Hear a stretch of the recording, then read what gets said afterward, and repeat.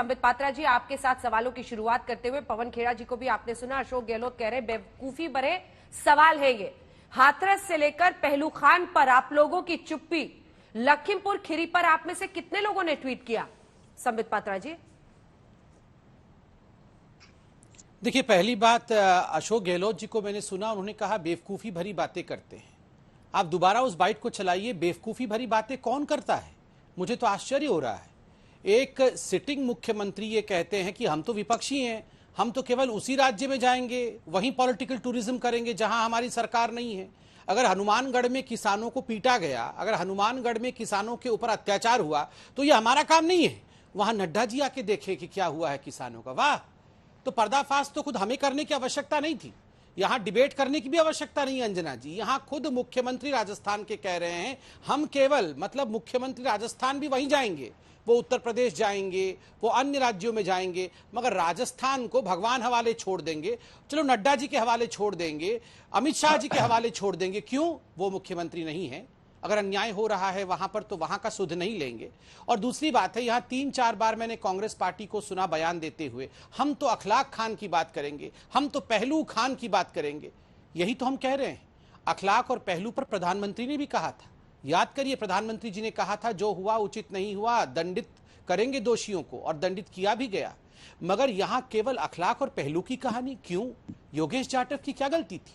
योगेश जाटव की यही गलती थी कि वो एक कांग्रेस शासित राज्य में, वो एक दलित युवक है जिसको कि एक विशेष समुदाय के युवकों ने पीट पीट के मार दिया। तो इस प्रकार का परमुटेशन कॉम्बिनेशन इस देश राष्ट्र में होगा, इस देश में होगा कि अगर आप दलित हैं, कांग्रेस शासित राज्य में या किसी विपक्षी शासित राज्य में हैं, और आपको किसी और समाज के समुदाय के लोगों ने पीट के मार दिया है, तो आपकी आवाज बुलंद नहीं की जाएगी, आपके विषय में बात नहीं होगी। अंकित शर्मा की क्या परेशानी थी? अंकित शर्मा एक हिंदू था, अंकित शर्मा को 51 बार गोद गोद करके मार दिया गया दिल्ली के दंगों के समय, तो उसके विषय में कोई बात नहीं करेगा, क्योंकि किसने मारा उससे? उस पे बोलने से तुष्टीकरण की राजनीति का हनन होता है, उस पे नहीं बोलेंगे। और जहां तक लखीमपुर खीरी का सवाल है, लखीमपुर खीरी में चूंकि आपने सवाल पूछा, आप बताइए, खुद किसान संगठन और राज्य का प्रशासन दोनों ने बैठ करके कुछ निर्णय लिए। निर्णय था कि अनबायस्ड इन्वेस्टिगेशन होगा, बिल्कुल कोई पक्षपात नहीं होगा, इन्वेस्टिगेशन होगा। अरे दोनों पक्ष बैठ के बातचीत करते हैं, दोनों का साझा प्रेस कॉन्फ्रेंस होता है, उसके बाद गिरफ्तारी होती है। पूरा विषय अभी इन्वेस्टिगेशन में चल रहा है। इस पे एक सिटिंग जज हैं, एक रिटायर्ड जज हैं जो इस पूरे विषय को देख रहे हैं। तो हम क्यों राजनीति करें?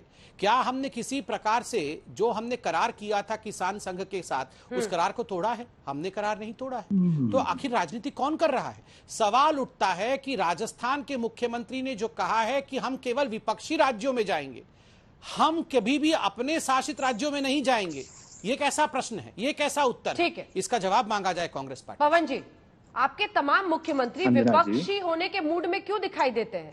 सवाल सीधा है, क्या योगेश जाटव का मानवाधिकार नहीं था जिसको पीट पीट कर मारा गया राजस्थान में? आपके आंसू नहीं दिख रहे साहब। बृहस्पतिवार को हनुमानगढ़ में एक घटना हुई, रविवार तक गिरफ्तारियां हो गई, बिना अदालत के हस्तक्षेप के। सुप्रीम कोर्ट को पूछना नहीं पड़ा कि क्या बाकी आरोपियों के साथ ऐसा ही डील करते हो जैसा कि लखीमपुर में पूछना पड़ा।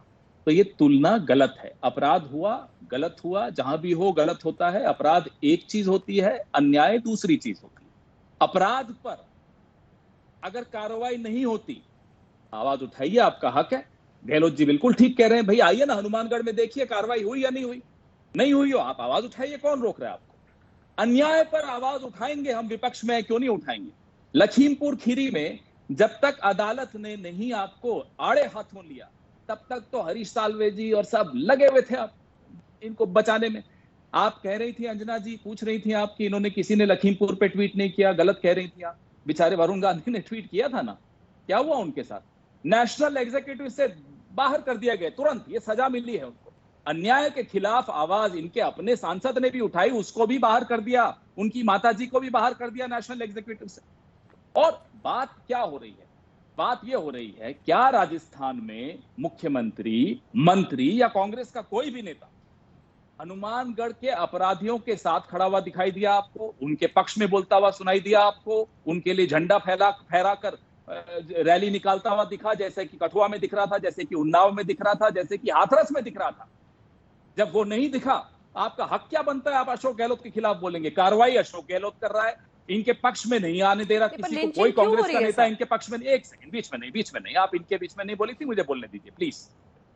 तो जब कोई ऐसी बात, हमने आपको मौका ही नहीं दिया, आप करेंगे क्या? क्या आ जाइए राजस्थान? हम तो कह रहे हैं, आप न तो जहां सरकार में है, ना सरकार ठीक ढंग से चला पा रहे हैं, कार्रवाई नहीं कर पाते। जहां विपक्ष में है, वहां विपक्ष की भी भूमिका आप नहीं निभा पा रहे। हम तो निभाएंगे, जहां विपक्ष में हम क्यों नहीं निभाएंगे? बिल्कुल हमारा फर्ज है, हम निभाएंगे। आप यह बताइए, हम तो हाथरस भी गए, राहुल गांधी मिर्चपुर भी गए थे जब कांग्रेस का शासन था हरियाणा में, अलवर भी गए थे, कांग्रेस का शासन था। प्रधानमंत्री जी कहां कहां गए, जरा बताइए ना। कश्मीर में केमिस्ट, हमारे एक कश्मीर पंडित को मार डाला गया, गए प्रधानमंत्री। 2 अध्यापकों को मार दिया, अल्पसंख्यक समुदाय के थे, सिख थे, गए प्रधानमंत्री। बात की प्रधानमंत्री ने, चले आए हैं भाषण देने प्रधानमंत्री। शर्म आनी चाहिए प्रधानमंत्री को, मुंह खोलते हुए मानवाधिकारों पर। सबसे बड़ा मानवाधिकारों का हनन तो वरुण गांधी का कर दिया उन्होंने। अरे लखीमपुर पे वरुण गांधी ने बोल क्या दिया, प्रधानमंत्री को बर्दाश्त नहीं हुआ, बाहर कर दिया उनको। ये क्या तरीका है? ये वरुण गांधी के मानवाधिकारों का भी हनन है। उनका अधिकार है बोलना, क्यों नहीं बोलेंगे? वो बोलना चाहिए उनको। क्या हो गया अगर भाजपा में है तो? उनका जमीर है, हमारे संबित भाई का जमीर नहीं होगा, हम क्या करें उसमें?